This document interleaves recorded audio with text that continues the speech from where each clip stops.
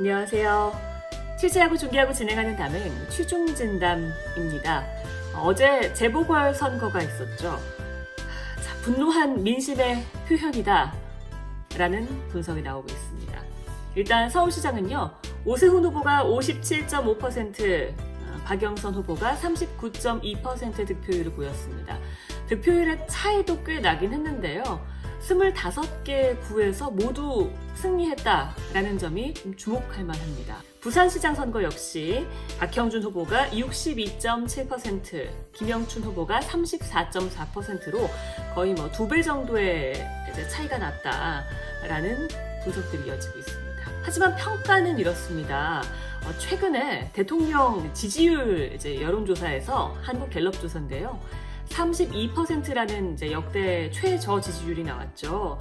그런데 두 후보 모두 32%보다는 높았던 거예요. 그러니까 개인적인 평가에서는 좀 긍정적인 부분이 어느 정도 반영이 됐다라는 분석들이 있습니다. 예견된 참패라고 하기는 하지만 그럼 원인이 무엇이었냐? 첫째도 부동산, 둘째도 부동산, 셋째도 부동산이라고 이야기하시는 분들이 있는데요. 실제 부동산에 대한 관심 그리고 분노 굉장히 높았죠. 집값도 그렇고 전세도 그렇고 LH 여기 선거 때 되면 북풍 분다 그러잖아요. 근데 봄바람도 아니고 LH 풍이 불었잖아요. 내풍. 그리고 이 내풍이 키웠던 게 바로 내로남불입니다.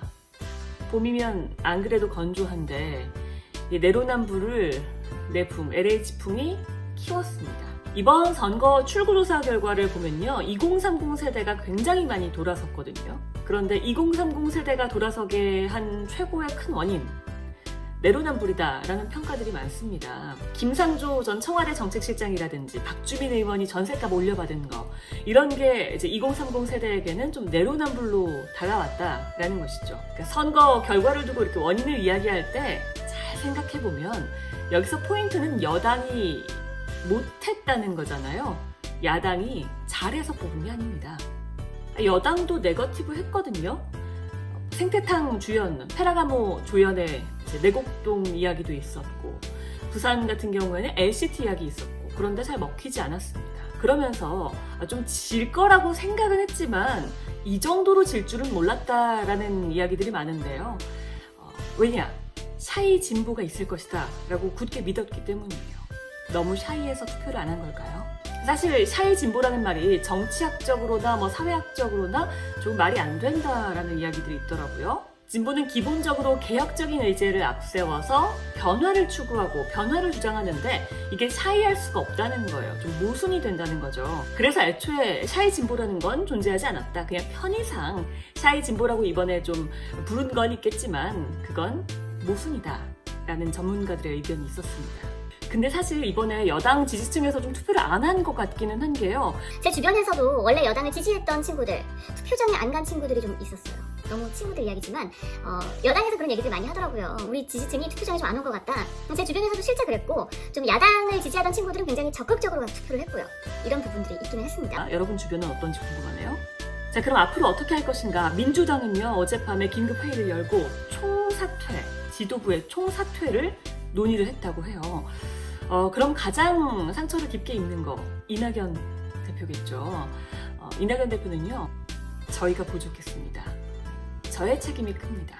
문재인 정부의 첫 국무총리, 민주당 대표, 또 선대위원장으로서 제가 부족했습니다 라며 사과했습니다.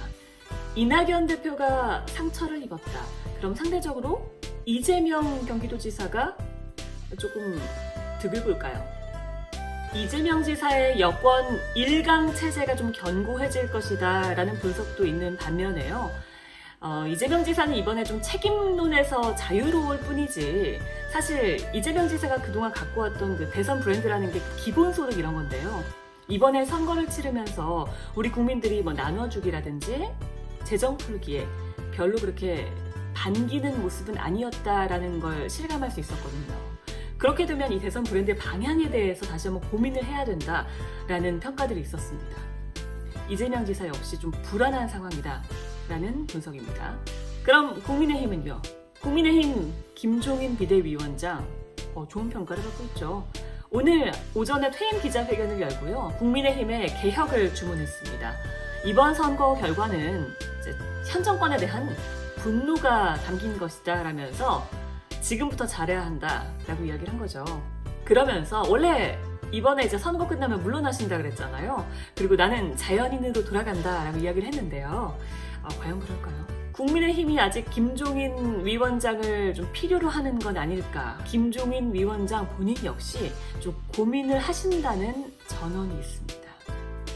그리고 오세훈 서울시장 오늘 아침 출근길에요. 굉장히 무거운 책임감을 느낀다라고 이야기했습니다. 부담이 굉장히 클 거예요. 뼈아프게 이야기해서 사실 잘해서 이긴 건 아니거든요. 뭐부터 하게 될까요? 일단 댓글들을 좀 보니까 이야기 많이 나오는 게 TBS더라고요. 교통방송을 바로 잡아달라 이런 이야기들이 있었는데 김어준 씨 같은 경우에는요. 오늘 아침 방송에서 내가 지금 마지막 방송하는 줄 아는 분도 있고 마지막 방송이길 바라는 분도 있다라고 이제 농담처럼 이야기를 하기도 했습니다. 오세훈 당선자는 선거 기간에 이와 관련해서요. 김어준 씨가 좀 방송을 진행해도 좋지만 교통 정보만 좀 제공을 해달라라고 이야기를 한 바 있거든요. 이 관련 내용을 어떻게 다룰지 좀 관심입니다. 그리고 이제 크게 봐서는 단일화로 아주 큰 역할을 한 국민의당 안철수 대표. 자, 국민의당과의 관계 설정, 국민의힘의 과제고요. 또 하나의 과제, 윤석열 전 총장이 있죠.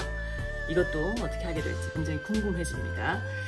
어쨌든요, 이긴 쪽은 비판적인 지지였다라는 점을 좀 잊지 않았으면 좋겠고요. 진 쪽은 쇄신해서 정신 차리라는 의미라는 걸 좀 기억했으면 좋겠습니다.